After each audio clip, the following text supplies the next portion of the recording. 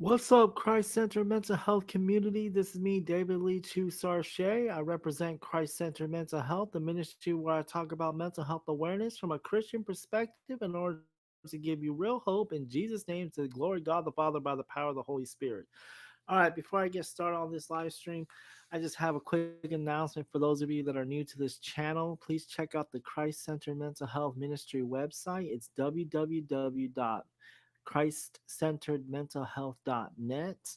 The link will be in the description box below. There you can see our statement of faith. You could check out the On Faith and Mental Health Ministry blog. You could check out the Christ Center Mental Health bookstore.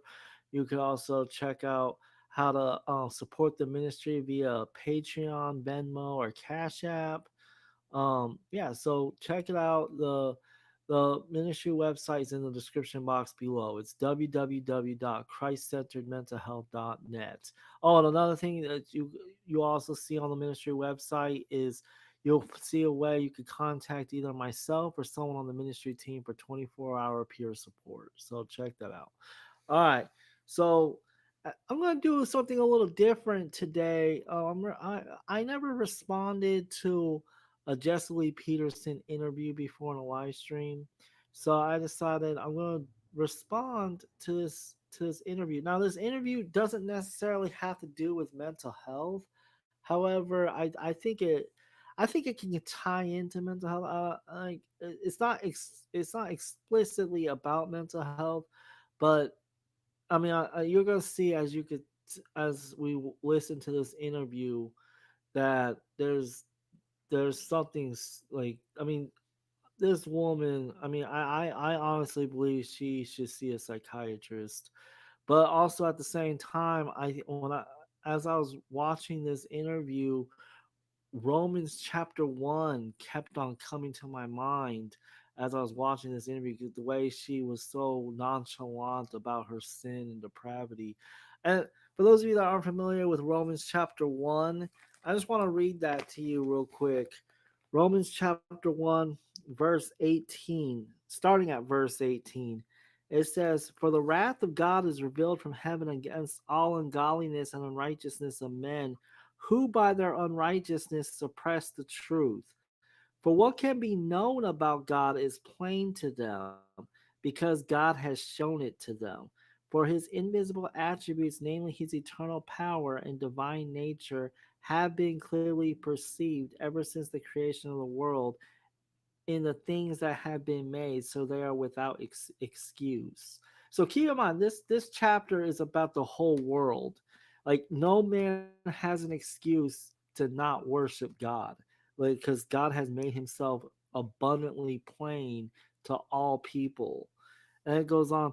For although they knew God, they did not honor him as God or give thanks to him, but they became futile in their thinking, and their foolish hearts were darkened.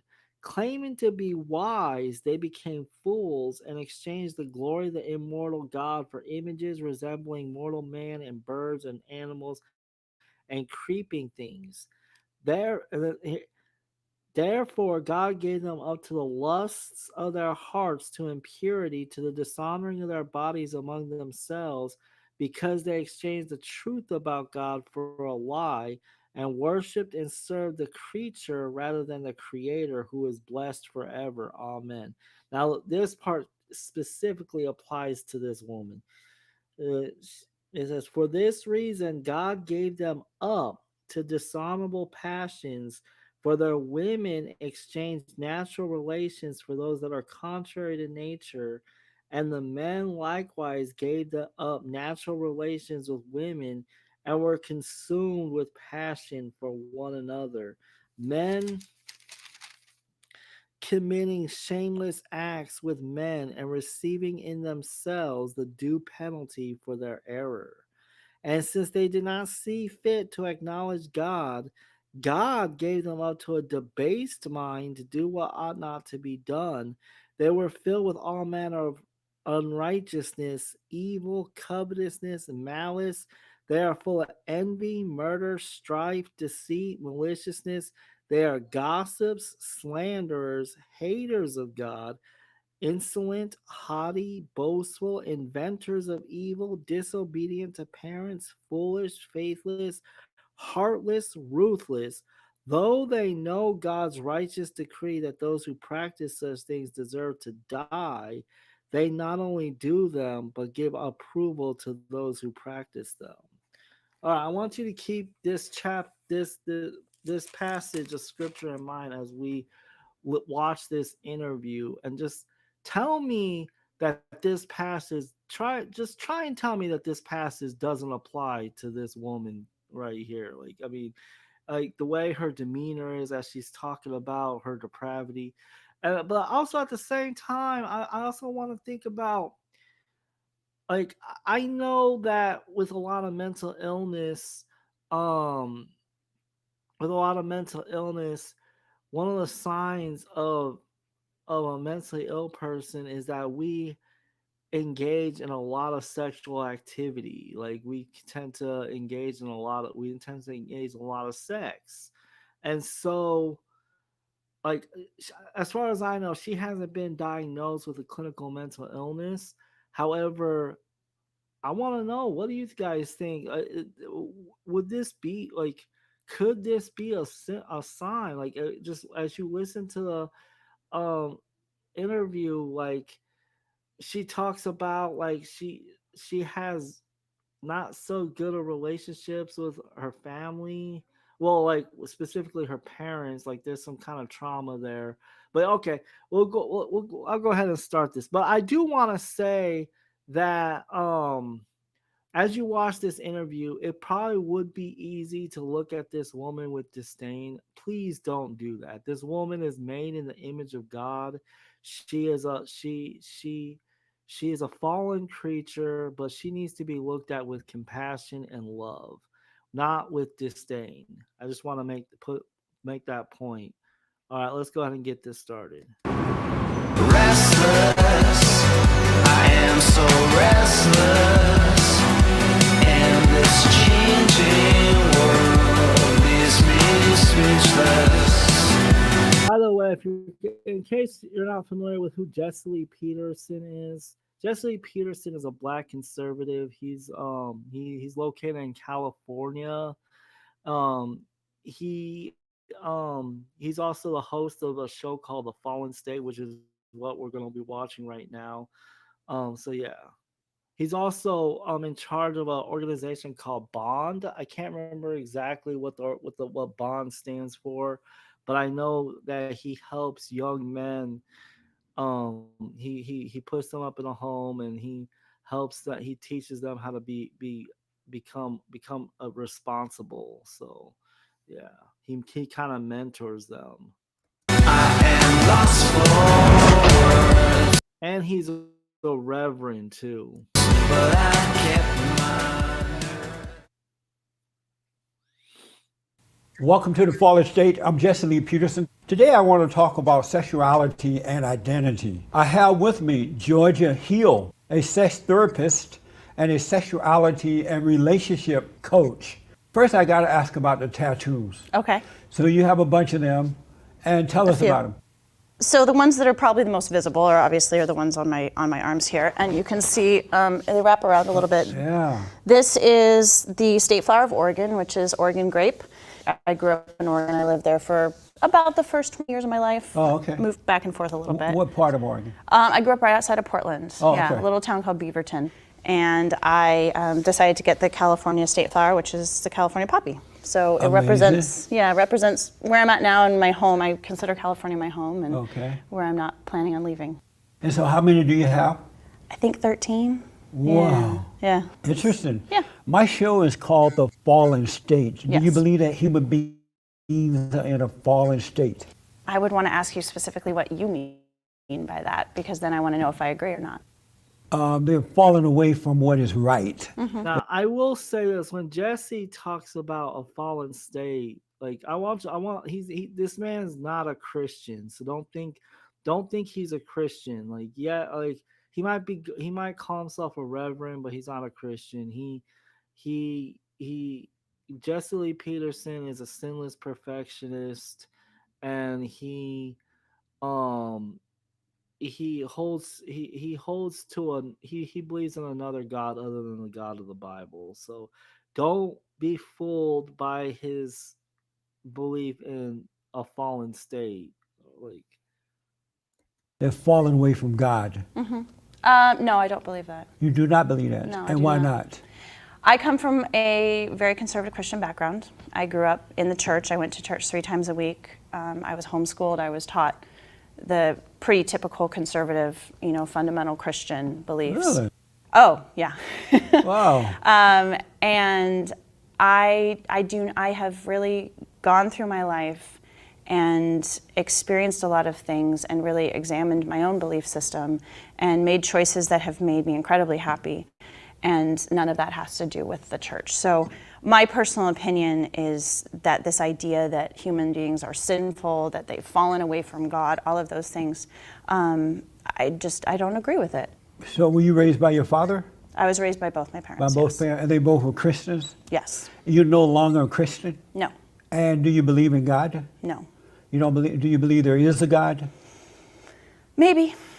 Maybe. Yeah. So the possibility is there. Yeah. I mean, I think that there is. now I will say, anybody who says that they don't believe in God or that there might be a God, they're lying. Because, like I just read to you in Romans chapter 1, God has revealed himself to all people in such a way that they're without excuse. So, this woman, Georgia Hill, is without excuse for not acknowledging God. But this is where it starts. It starts what she's doing is suppressing the truth and unrighteousness, and you're going to see where this leads. Certainly the possibility, but for me personally, I don't identify with that concept of some sort of greater power that's overseeing and managing humans' lives. And so what made you turn away from Christianity? What happened that caused you to turn away? It's been a long process. When I was 19, I went to a Christian college for 2 years, and it was a less conservative Christian structure than I had grown up in, because I had been raised in an environment that there was no room, there was no wiggle room for any kind of questioning. I was taught to make decisions based on, this is what the Bible says, this is what God says, or this is what the pastor says, and so that's what we're going to do. So throughout my time at Christian college, I did start to kind of question some of the beliefs that I had been taught, Right. because I was being presented with some different options, and I also grew up in a very small church, so there was also not a lot of diversity as far as the types of people that were Oh, there. I see. So did you grow up close to your father and mother? I wouldn't say that I did, no. And why not? That's a complicated question. I'll try to make it as simple as possible. I love my parents, and I would never say that I had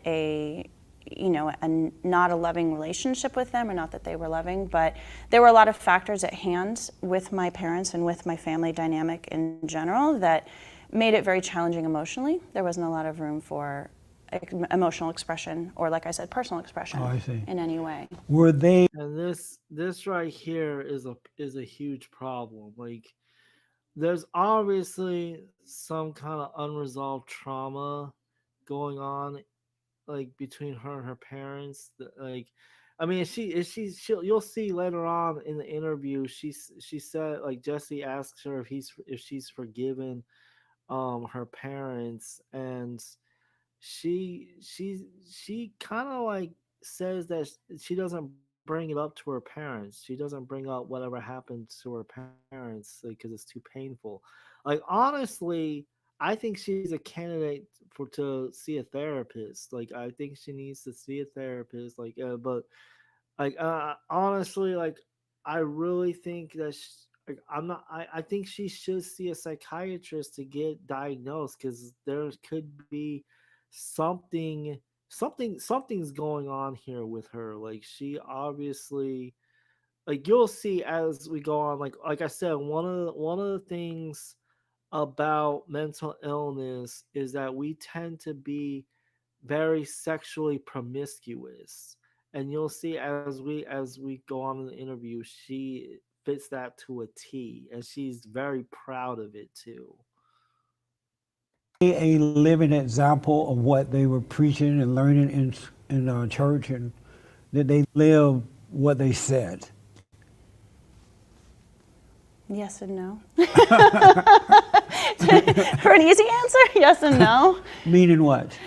There was a lot of emphasis on what other people thought, and so the face that maybe we presented as a family was different than what was actually happening at home. That happens a lot. Yes, absolutely. Amazing. How do you see your father?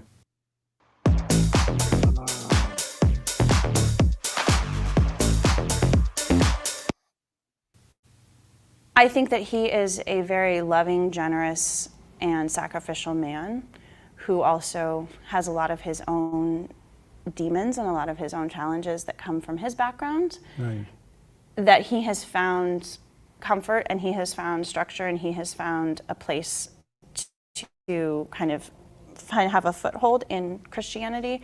But I also think that he has a lot of love and openness and that has unconditional love for his children. And how do you see your mother? That's a very challenging question. I think that when I've been able to distance myself from my background, I'm 33 years old now, I think I'm able to recognize that my mother has gone through a lot of trauma and a lot of really difficult situations throughout her life, and the way that she's decided to deal with that is to basically envelop herself in religion and ignore other ways of dealing with it. So I think it actually causes a lot more damage to the relationships with her children. Amazing. Yeah. And so do you ever go to visit? You ever go back there to visit your parents? Yeah, I'm actually going back at the end of the month. And have you forgiven them for the mistakes they made and the way they are? Have you forgiven them? I try to. Have you told them you forgave them? We don't have those conversations. Well, why don't you have it? I've thought about it. We'll see. And why haven't you had it so far? It's painful. In what way? It's painful to acknowledge the hurt, I think, that's there between us. Yeah, I honestly think that before she talks to her parents, if she was to work through these emotions with a therapist and maybe possibly talk to a psychiatrist and see what the psychiatrist says about if she has like a clinical mental illness and she can get on medication, then she'll be equipped to talk to her parents, because this is obviously something that's heavy on her mind and heavy on her spirits, and it's really bothering her. Like it's obvious that it's bothering her, but I don't know if she sees a therapist. She claims to be a sex therapist. That's not the same thing as a actual mental health therapist. And it's also hard because I've recognized that despite all the personal work that I've done in my life for my own personal development, there's only so much, there's limitations, I guess is what I can say, between the ability that I think that I can have to have a relationship with them, because they don't believe the same that I do, and they come from a perspective that what they believe is right and what I believe is wrong, or how I live my life is wrong. Do you believe that they did the best that they could do? They gave what they had? Yeah, absolutely. And if they were able to do better or be different, they would have? Yeah, I think so. And so why not just tell them that and realize that they couldn't help themselves and just forgive them? I think I have at certain times. But you haven't told them though. You have to tell them. Yeah, I don't know if I've ever actually said those words. Right. I think we've had some of those conversations, but I don't know if it's been that specific. But you haven't said, you know what, I'm sorry for being angry at you for your weakness. I realize you've done your best, and I'm wrong for being angry at you because you did your best. I don't know if I've ever said that. Will you say that? I don't know. You think about it? Maybe. It'll free you up. I'm not really holding that anger. I wouldn't say that I hold the anger anymore. It's more sadness. Let them know that. I no longer hold anger against you. Yeah. All right? Yeah. You have on your website, you're a very, very interesting person. Yes. And so I'm looking forward to this conversation with you. Thank you. You say that you used to associate sex with shame and restriction. Explain that. obviously we've talked a little bit about how I grew up. Right. The conversations that we would have around sex were very implicit as opposed to explicit. So they were implied. There was a lot of implied, you're not going to have sex until you're married. It's only okay for a man and woman to have sex, and only within the confines of a marriage. Right. You know, things that are too sexy, that's sinful. You know, dressing a certain way, that's sinful. Loving many people, or having sex with many people, or having a relationship with someone of the same gender, or having, you know, relationships that involve more than two people. I just grouped it all under this category of, oh, we don't talk about that. Right. And so that idea of shame. Yeah. And also the idea of, even though all of that is shameful, there is this one tiny acceptable aspect of it. But we're not going to talk about that unless you're married, and you're married to a I man. see. And so, are you having sex? Yeah. And at what age did you start to have sex? Right around 21. And what made you do it then? I had been experimenting in other ways. I hadn't had any kind of penetrative sex at this point, Right. but I had, you know, experimented with oral sex, or, you know, manual sex and making out and those kind of things. And I think there was a part of me that was like, well, I've done all of this, I might as well just do this too. Yeah. I think that's a very common reaction. But I think I also was having this inner conflict of, why is this wrong? Why am I being told this is wrong? Yes, it's in this book that I've been told that is the ultimate guidebook for everything, but it didn't feel congruent to what I was experiencing. Right. And so, have you had sex with a lot of guys? Mm-hmm. A lot around. A lot around. How many? Oh, I don't know. That many? I don't know. So many you can't remember. So the many number? that it doesn't matter to me. Really? See, notice how nonchalant she is about it. Like she's it's like it, she doesn't care that like he asked her how many guys has she been with, and she's just like she kind of laughs about it, says, oh, it doesn't matter to me. Like, this is the evidence of a debased mind right here. Like this is like I know Romans chapter 1 is about the whole world, like God giving the world over to a debased mind, but this right here shows what happens when God gives an individual over to a debased mind. I mean, this is just, yeah. Why so many?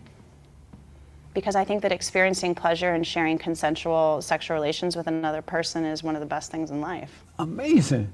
And so, have you had sex with girls too? Mm-hmm. Really? Mm-hmm. And how many girls? No, I don't count. I don't think there's any reason to count. So, how do you find these people to have sex with? Unlock your full creative potential. Go to fxhome.com now and download the only video editing. Oh, it's many different ways. I mean, over the years, I meet people through friends. I meet people in social situations, on the internet, on apps, Oh, I see. all sorts of ways. Who do you prefer, girls or guys?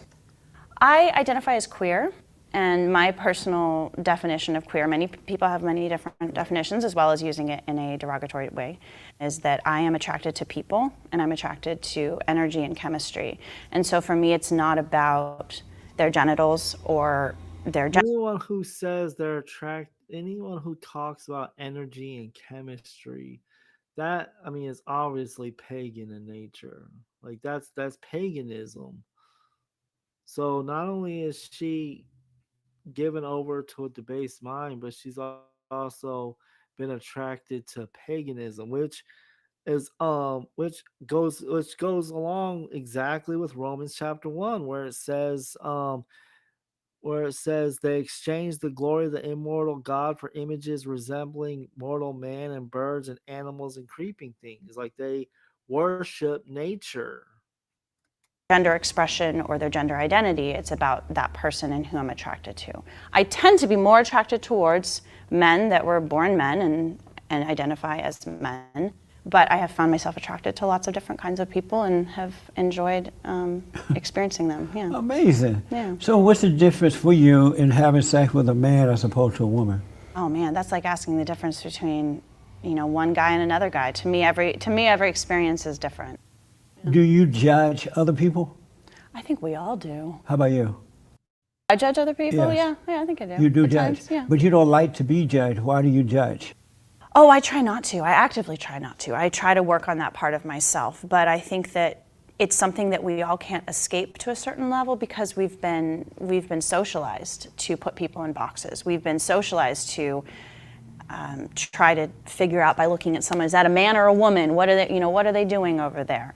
So are your parents aware that you're having sex with boys and girls and many guys and many girls? And, Well, they will be now if they watch this. and how do you feel about them knowing this? Can you imagine being this woman's parents and watching this, thinking, "Oh, our daughter, we're gonna watch our daughter be on this show," and then finding out for the first time that she's having like all kinds of like having all kinds of sex with all kinds of with numerous men and women just willy nilly like it's nothing. Like I mean, I can't even imagine how her parents must feel like after watching this interview, and to see how nonchalant she's acting about this whole situation. Like this, I mean, her parents are probably this probably broke her parents' heart. I've come to a place in my life where my authenticity and my honesty is kind of one of the most important things to me. Yeah. There you Because I go. fought. Like people like this always want to talk about authentic, being your true authentic self. But have you noticed that every single time when people talk about being your authentic self or authenticity or whatever, it's always in a way to justify some form of wickedness. Like it's never you never hear anybody ever talking about being their true authentic self and then going out and doing a mission trip in Africa, or being their authentic self and going to seminary, or being the authentic self and helping an old woman cross the street. Like they don't talk like that. Whenever people talk about being their authentic self, it's always to justify some form of immorality, like homosexuality or pedophilia or whatever it is, whatever the wickedness is. Like whenever someone brings up being the authentic self, it's always to justify some idea of immorality. Fought so hard for it. And I have come to a place where I'm willing to have some of those conversations. And now, a word from our sponsor. I am so excited. I can't believe it. Finally! Oldest sister is actually my half sister. My mom was married very young and had a daughter from her first marriage. And she and I are very close. She and I are probably the most alike out of any of my siblings. My youngest sister is the only one that is would still identify as Christian, I okay. believe. Yeah, the rest of us have. You have brothers as well? I have one brother. He's older. He lives on And the he East turned Coast. away from Christianity? Yeah, I don't know at what point. I'm not super close with him. We've had some conversations. The more the conversations we have are kind of more about some of the experiences we had as children in our home and the relationship with our How parents. does he feel about your lifestyle? He is very supportive of me. All of my siblings are. And they don't necessarily understand it or want to do the same, but they've never, ever judged my choices. Amazing. Yeah. Oh, let me ask, do you have perfect peace now within? Perfect peace within. That's quite a phrase. When Jesse Lee Peterson asks a question like that, like, do you have perfect peace? It's kind of like a gotcha question when it comes from him. Because according to him, if you're not at perfect peace or have this like tranquil mindset all the time, then you're obviously not in line with God, and you're you're you're you're you're in line with the devil because you're not at perfect peace. Like so, but I, the thing is, in this instance, like I think when it comes to her case, yeah, it's obvious she's not at peace with herself because she's in rebellion to God. But I think in generally, when it comes to Jesse Lee Peterson, the way he uses perfect peace, well, technically, like even you could be a Christian and still not have perfect peace because we will constantly be wrestling with our sin till the day we die, or till the or till the Lord returns, whichever comes first.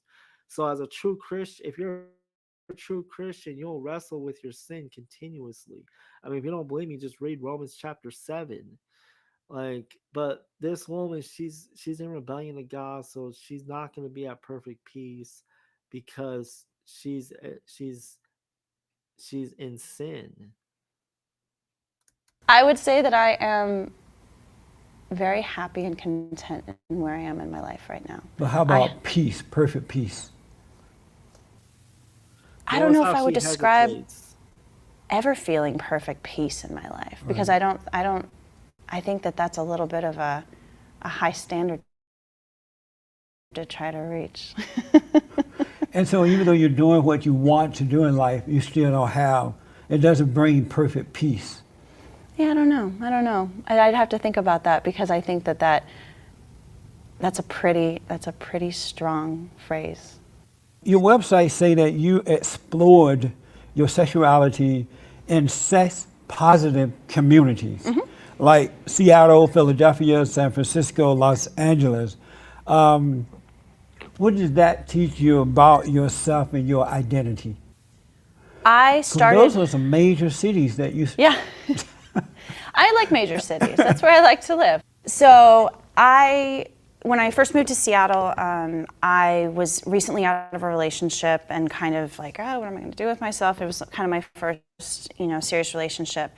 And I was also wanting to kind of resolve some of this inner conflict that I'd been carrying around. Oh, do I believe this? Do I not believe this? What do I believe? Where do I want to go with my life? So I actually started researching and looking into the BDSM world, which would be, whips and chains, dominatrix, that kind of stuff. But essentially it's, Right. bondage, discipline, sadism, masochism. It could talk about dominance, submission. So I started researching it. And again, I didn't really know much about it. I was, my concept of it was what we might see in the media, some woman in a leather cat suit with a whip whipping some guy. Or That's whatever. an image I have now. Yeah. Oh man, you'd be surprised how many people don't look like that. This is where like this is what I'm talking about. One of the signs of those of us with mental illness is that we engage in promiscuous sex, and a lot of us are engaged in deviant sexual activities. And BDSM is a deviant sexual activity. So we know that she engages in deviant sexual activities, she engages in promiscuous sex, and she has obviously some unresolved trauma with her parents. So to me, I'm not a clinical psychiatrist, so I can't diagnose her, but based off of I honestly think she's a candidate for someone to. I think she should see a psychiatrist and see a therapist. I really do. Like like at least for a mental health wellness checkup, because and I know you could probably tell me, well, she's a sex therapist and she looks like she has it together, but that doesn't mean anything. Like, just because on paper or in person you seem like you can hold things together, that doesn't mean that you aren't don't have a mental illness. Though, Really? believe me. So Oh yeah. were you the one that got whooped, or did the whooping? Well, to start off, I wasn't doing anything. I thankfully said, you know what? I need to find the people that know about this. I need to get connected to a community. Don't just start hitting people with random things. And I started doing some reading. I started getting connected with some communities online, and I ended up getting into that community there in Seattle. And I think what I really learned about myself was that when I allowed myself to be authentic in what I wanted and what I enjoyed, that it was incredibly fulfilling. I think that it also gave me the opportunity to have freedom in my in my other parts of my life, not just my sexual life. Right. As- So did you get beat, or did someone you beat others? I like it all. So you like getting beat or whooped? There is an element of it, yeah. So the concept of BDSM is that, number one, you talk about consent. You talk about Right. willingly entering into this arrangement. So what has happened to you in that? What have you gone through in that lifestyle? I've experimented with a lot of different things. It's not something that I do regularly, but Right. it is something that is a part that I identify as part of who I am. So like what? There's all sorts of things you can talk What about. do you like though? There's spanking, there's flogging, caning. You talk about face slapping. You can talk about the psychological aspect of it, which is humiliation and dominance and submission. There's a lot of different That's elements. amazing. Yeah. And To me, all of this falls under deviance. I know when I'm with my schizoaffective disorder, when I've had episodes where I was unstable, like when I was off my medication or my medication wasn't working, I've engaged in certain deviant sexual activities myself. And so I don't see how this is any different than what someone like myself has engaged in. Like, it's so, to me, it just seems like this is red flags all over the place. so you like being treated that way? It's a turn on? Within that context, yes. It's a turn on. Yeah. In my life, day to day, Right. no. Right. I'm a very, I'm very self-assured. I have a very strong personal identity, and I also demand a lot of respect from the people in my life. And so But there's a certain freedom to entering into a consensual situation where you are agreeing and you have an agreement and a trust and a bond with whoever you're playing with. We use the word play to talk about engaging in this behavior. And it's an opportunity to really step into a realm that is a suspension of reality. You say, okay, here's the agreements. Here's my consent for you to do this, that, this, or that. And granted, you can stop it at any time with a safe word. So let me ask, does the pain feel like love, or does it feel like sex, or does it feel like what? There's so much more to BDSM than pain. Right, that's what I'm asking. Yeah. So when you are being treated this way, does it feel like love, sex, or what? What are you getting from it? What type of satisfaction? I would say that that's a good question, because there's so many different elements to talk about. But I believe, for me, a lot of times it is a psychological and physical release. And it's not just about sex. There's many times that I've engaged in these kind of behaviors that have nothing to do with sex. And Right. it's a moment of connection with someone. It's a moment of sharing something with someone that's really intimate. So at the time that this is happening, do you feel that this person care about you, love absolutely. you, and that's why? She doesn't know that's what why love they're is. That's not love. Love is an act. Love, like, I like, when it comes to the definition of love, I like Pastor Bodie Baucham's definition for love. He says, love is an act of the will accompanied by emotion that is directed upon, no, that is directed on behalf of its object of desire. So, like, that's not love. Like, what she's experiencing, love will do no harm to its object of desire. Like, I don't care. You could tell me, oh well, it's consensual. No, like, that's the, like, the world has a twisted, has a warped and twisted idea of love. Like, that's not love. Love does no harm to another person. Love, it looks out for the well-being of another person and cares for the other person and looks to up uplift the other person. Like, BDSM is not love. treating you that way. Yeah. It's That is it's an mind-blowing agreement. to me. Yeah. And so, have you been beat by? I've been beat. Have you been beat by? So, have this happened? Have men and women done this to you? Yeah, I've played with a lot of different kinds of people. Yeah. Who do you prefer to treat you this Yeah, way? Men? notice how just so nonchalant about it. She says I play with a lot of different people. Like she just nods her head and she's just so nonchalant. Like how is this not evidence of a debased mind? Men or women? I prefer to have chemistry with someone and have a connection with someone, so I really don't have a preference. Oh, I see. Yeah. And so if a person is not that way, are you attracted to them? Not what way? I'm sorry. Like believe in beating you, slapping you? Oh, yeah, absolutely. Yeah. Are you still attracted to that kind of a man that's not into that? Yeah. And what attracts you to that kind of man that's not like that? There have been lots of people I've dated that I've shared sexual experiences with that have no interest in that whatsoever. Right. And so for me, when I find someone that does share that, it's one element of our relationship. And so ultimately, it starts with respect and trust and building that relationship. And then this might be a part of it as well. If it isn't a part of it, we still have that respect and trust and building the relationship. And so when you have sex with a man or woman, but a man, you like rough sex at all time? No. You don't? No. I'm a very varied creature. That is so amazing to me. And I think that you would find that with most people that enjoy a variety of, outlets, whether that's sexual outlets or other types of things. Just because someone's a gym rat doesn't mean the only thing that they ever like to do is lift weights. How often do you get beat? Oh, I don't do it very often. I haven't done it. It's in like a once a long time. month, once a week, every other week.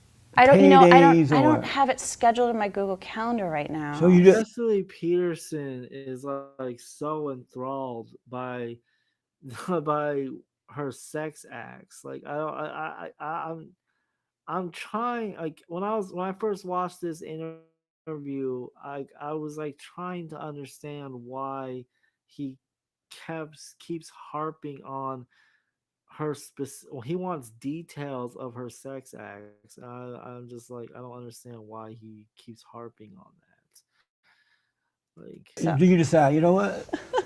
Let me go get beat tonight. No, when it happens, it happens.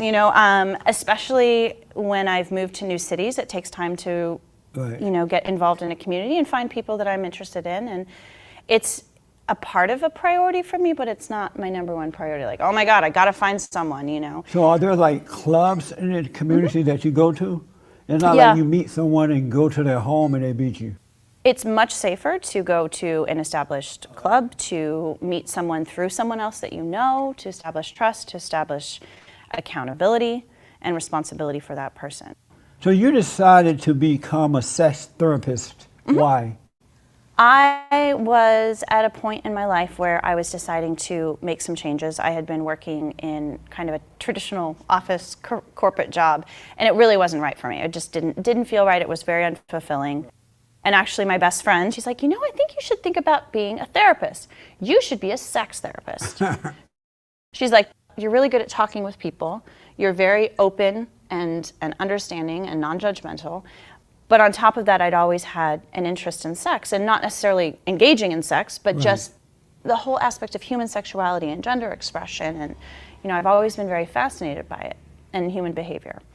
So I started researching programs, and I actually found a program. so in other words, she's always been obsessed with being sexually immoral, and now she wants to coach other people on how to be sexually immoral also, which goes along with the passage that I just read about at the end where it says verse 32, though they know God's righteous decree that those who practice such things deserve to die, they not only do them but give approval to those who practice them.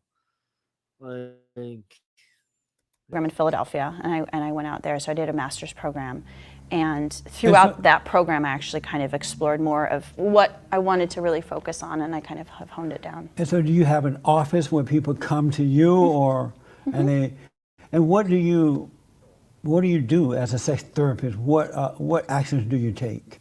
This is how I explain it to people, because I think a lot of times people think they hear sex therapist and they're like, ooh, that must be sexy. And I was like, not really. So you go to therapy, or you go to a life coach, and you talk about life. You talk about stuff that's challenging for you. You talk about things you want to change. You talk about things that have been difficult in the past you're trying to work through. Same thing when I see my clients. But has some sort of element to it that's either about their sex lives, about their sexuality, about their gender, and that could be even just part of what I work with. Oh, okay. Do you have sex with the clients sometimes? No. So you don't demonstrate how they should do it? No. Oh, I see. No. So there are people that provide those services that might be more instructional or might be more educational, and that's not necessarily something that I do. What kinds of people do you work with? I work with individuals and couples, so I don't work with any kind of family units or kids or teenagers or anything like that. It's either people coming in to work through some sort of issues of gender or sexuality or wanting to explore something, whether as a couple or as an individual. Or there's someone that kind of falls under one of those categories already and they want to come to someone that gets them, someone that's going to understand what they're talking about, someone that is going to help them work through maybe some of those issues and understand the particular challenges that they're facing. And so do you work with rich people, poor people, middle class, of all races? And I work with anyone that can pay me. That's right. As long as it feels like a good fit. I mean, granted, of course. it has to And be so the right do you fit. have, you personally, I forgot to ask this earlier, do you like group sex as well? I have experienced group sex, yeah. And how many in this group? I mean, I don't have a preference. It's like, it depends on. It could be 100. Oh, I have. So she willy-nilly, just nonchalantly, just admits to engaging in group sex. So I honestly, I mean, you can disagree with me if you want, but I don't see how this is not evidence of someone that has a debased mind. And it's sad. It really is. Like she has gone from suppressing the truth and unrighteousness to God giving her over to a debased mind. I can't say I've done that. I really can't. I don't even know. Maybe 10. 10 people in the same sex. Yeah, just like thing. in a room. Yeah, I mean, and again, it's, and when you engage in these kind of activities or parties or clubs or whatever you go to, it's not a free for all. There's always this element of consent, and it's knowing people. She sees absolutely nothing wrong with engaging in this kind of behavior. She's perfectly okay with it. And it's having of course. conversations about sexual safety and making sure that the experience is beneficial and it's positive for everyone involved. Are you concerned about diseases or getting pregnant or any of those things? I'm always concerned about sexual health, and I think that's a conversation that everyone should have with anyone they're having sex with, whether they're in a monogamous But relationship they might or not tell you the truth. Absolutely. Well, anyone can lie. But you take that risk anyway, right? I take that risk because I believe that it's a calculated risk, it's an educated risk, and it's also something that I'm willingly entering into. So I take the precautions that I need to in engaging in these behaviors, but there's certainly a lot of danger in the world. Yes. And there's one of my favorite quotes, actually something that Helen Keller said. Life is either a daring adventure or nothing. Security does not exist in nature, nor do the children of men as a whole experience it. Avoiding danger is no safer in the long run than exposure. I got to ask you this, and time is going by. I like what the Westminster Confession of Faith says. No, not the Westminster Larger Catechism says about what is the chief end of man. The chief end of man is to enjoy God, is to glorify God and enjoy Him forever. That's the chief end of man, not what Helen Keller said. Go ahead. Your Twitter bio says, "I am a sex positive, gender affirming, queer affirming, kink competent, sexuality and relationship coach." That's a lot to be in one person. Yep. Yes, it is. Yes, it is. That's amazing. Yeah. I could just use the word sex positive because the term sex positive really just talks about a positive view of sexual behavior, but also that there isn't an element of shame. What does gender affirming mean? I believe that there are many different kinds of gender. There's people that move throughout that spectrum. There's people that are very firmly one gender or the other.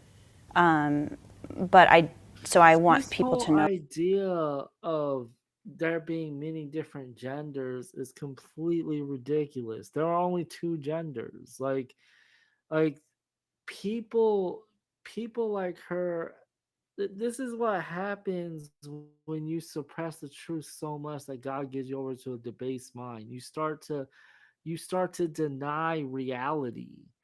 Like, and I mean, so many people in our culture are doing exactly that. They're denying reality. Like they're trying to act like there could be more than two genders when there's only two genders. Like you look at a man, he's either a man or a woman. He can't be a man cannot be a woman and a woman cannot be a man. You can't have it. You can't have it any other way. But you have people like her and people like her in our culture that are actively suppressing the truth so to the point where it's causing them to deny objective facts. Know that I'm affirming of whatever they might be going through or whatever that they. Like this is like honestly, like this is why I firmly believe, like Adam Lambden said in his book, um, Schizophrenia, Mental Illness, and Pastoral Care, that what did he say? He said there are spiritually sound schizophrenics, and there are delusional. I forgot how he worded it, but basically what he was saying was that there are people who appear to be who aren't mentally ill, but they're spiritually discerned, and they're spiritually there's they are um they have like basically they have suppressed the truth so much that they don't know objective reality anymore.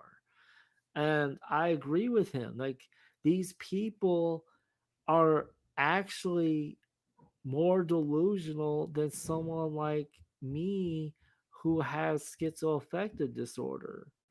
And it's quite jarring when I think about it, about how I'm the one who has a clinical mental disorder called schizoaffective disorder that supposedly makes it difficult for me to distinguish between reality and fantasy. However, I at least know that a man can't be a woman, or a woman can't be a man, that there's only two genders. I know that much about reality, whereas people like her in our culture are denying objective reality. It just boggles my mind.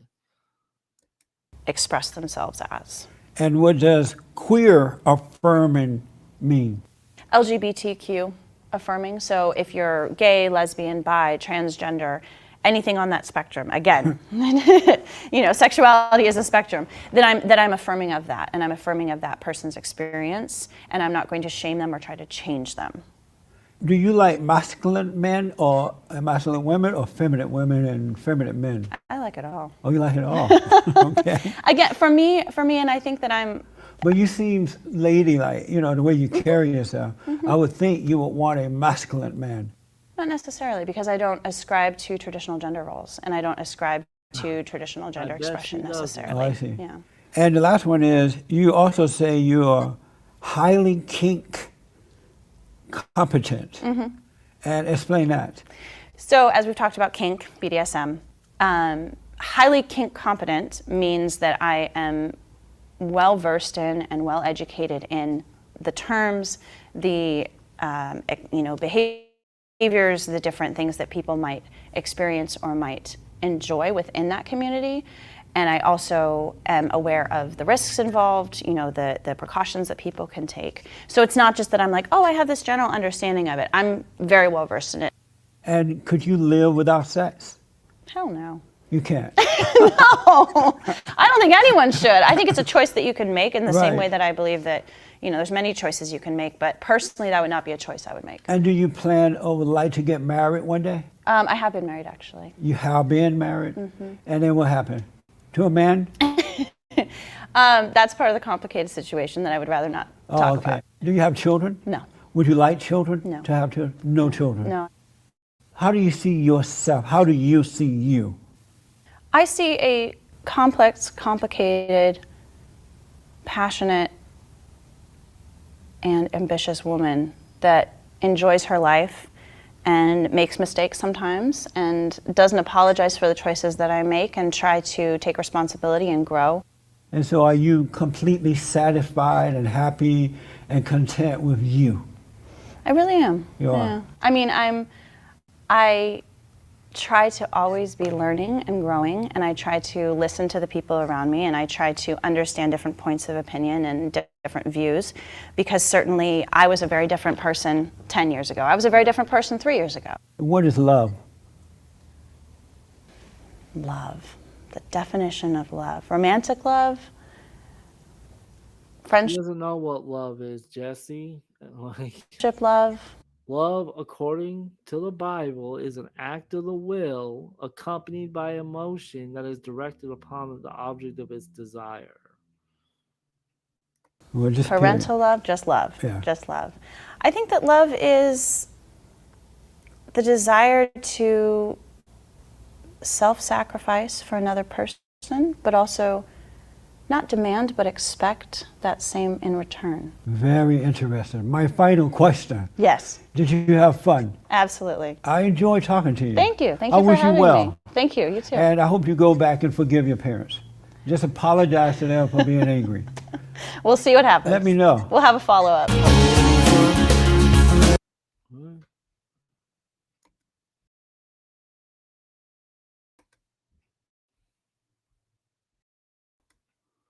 All right, let's see.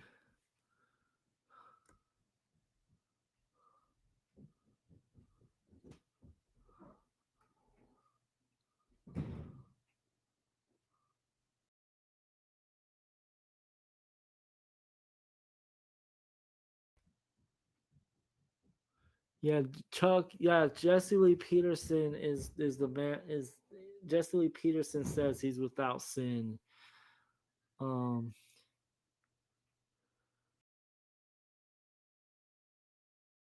Joseph McDermott. How can you rationalize existence without God? That's yeah, that's a good point. You can't rationalize existence without God. It's like it's impossible. That's why the best evidence for God's existence is the impossibility of the contrary. Um, why does it matter if your church is diverse or not? I agree. It doesn't really matter if your church is diverse, but unfortunately, so many churches out there are so worried about being diverse when it really shouldn't matter. Chuck Ward, she needs the Lord. She does need the Lord. I agree. Mm. There was a time when people were quiet and ashamed of their sin. Now people are proud of it. That's a dangerous. Yes, I agree. Like people used to be ashamed of their sin, and now they're proud. They just like flaunt it in the streets. Like,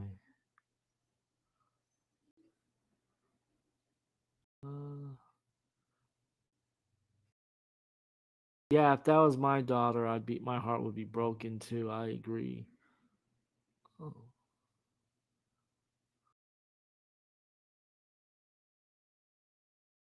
If she's mentally ill, she can hide it well. She seems like a typical person nowadays. Yeah, I don't know. Like, at the least, I would say there's some kind of trauma, like at least like going on with her parents. I still think she needs to see a therapist or or a psychiatrist. Like for like, is there's obviously something there. I don't think she's a typical person.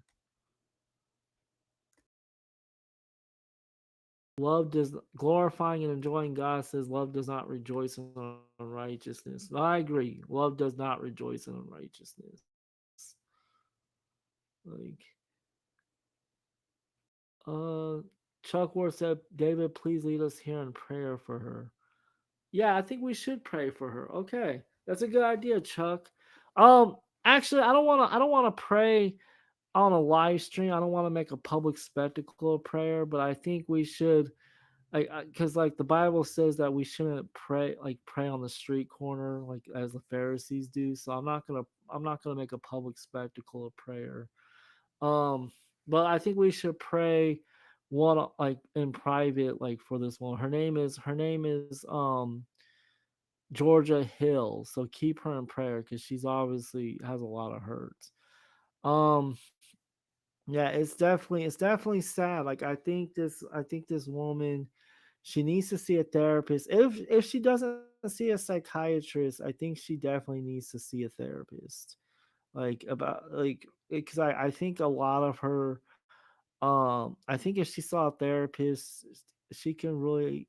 I think a lot of her sexually acting out is stemming from her trauma dealing with her parents. I think honestly, I mean that's just my guess. Like I know in my case personally with my mental illness, like when I get unstable, I tend to sexually act out myself. I have sexually acted out when I was in my most unstable moments. And so I understand, like I kind of see myself in this woman, to be honest, to be perfectly honest. That's why I wanted to share this. That's why I wanted to talk about this interview, because I kind of see myself in her. I'm just being 100% real. Um, but yeah, we definitely need to be in prayer for her. She has a lot of. She's obviously very troubled. Anyways, that concludes this live stream. Like, thank you everybody for watching this. I appreciate you tuning in and watching this to support the ministry. I want to let you guys know I'm probably not going to be doing another live stream until next month, like after the 10th sometime, because I have my surgery on the 10th, my reversal surgery. So I'm not going to do another live stream.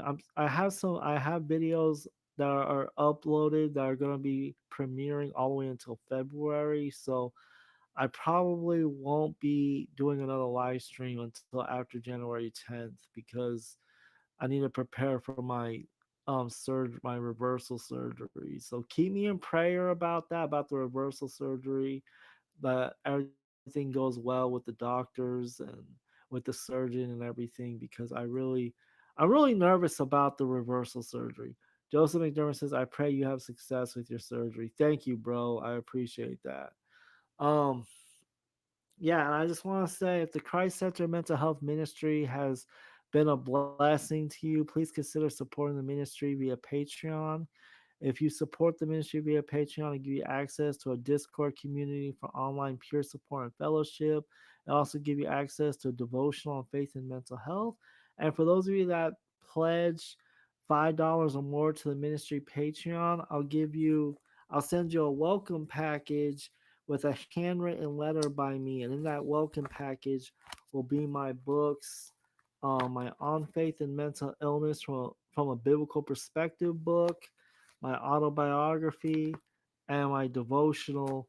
Yeah, so check that out. You can find the Patreon link in the ministry website, which is www.christcentermentalhealth.net.